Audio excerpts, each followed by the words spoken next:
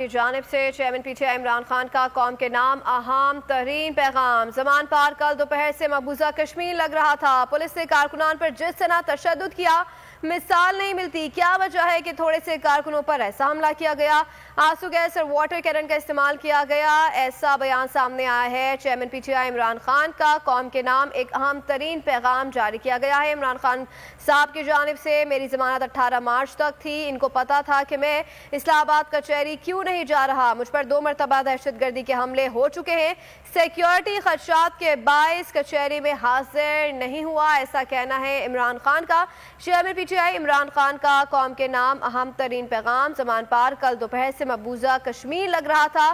Police نے کارکنان پر جس طرح تشدد کیا، کیا وجہ ہے کہ تھوڑے سے کارکنوں پر ایسا حملہ کیا گیا؟ آنسو گیس اور واٹر کینن کا استعمال کیا گیا۔ میری ضمانت 18 مارچ تک تھی، ان کو پتا تھا کہ میں اسلام آباد کچہری کیوں نہیں جا رہا، مجھ پر 2 مرتبہ دہشت گردی کے حملے ہو۔ مزید جان لیتے ہیں بیورو چیف خاور عباس سے۔ جی خاور عباس، بتائیے گا مزید کیا کہنا تھا چیئرمین پی ٹی آئی کا؟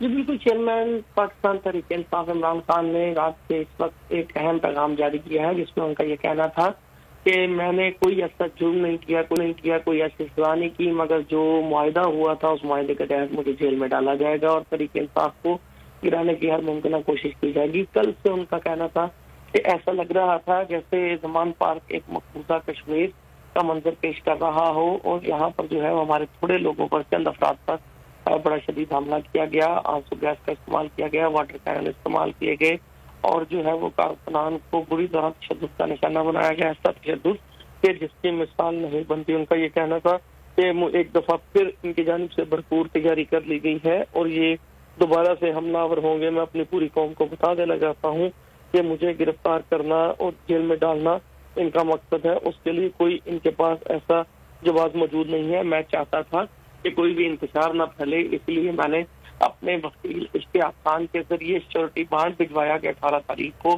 میں عدالت میں پیش ہوں گا، مگر جو ڈی آئی جی ہیں مفلکہ، جو مجھے گرفتار کرنا چاہتے ہیں، وہ جان بوجھ کر انہوں نے ملاقات نہیں کی اور اس کا پبلکلی عوامی سطح پر بیان بھی دیا اشتیاق خان نے، جبکہ میں نے جو ہے وہ اس بات کی یقین دہانی کرائی کہ میری 18 تک ضمانت جو ہے وہ پہلے ہی موجود ہے اور میں 18 کو عدالت میں ضرور پیش ہوں گا، اور سیکیورٹی تھریٹ کی وجہ سے میں ایف کچہری میں ان کا کہنا تھا کہ نہیں ہو رہا تھا پیش، کیونکہ وہاں پر پہلے بھی دہشت گردی کے واقعات بھی ہو چکے ہیں اور مختلف قسم کے اس طرح کے واقعات ہو چکے ہیں، لہذا مجھے سیکیورٹی تھریٹ ہے، اس وجہ سے میں وہاں پر پیش نہیں ہو رہا تھا۔ جی ٹھیک ہے۔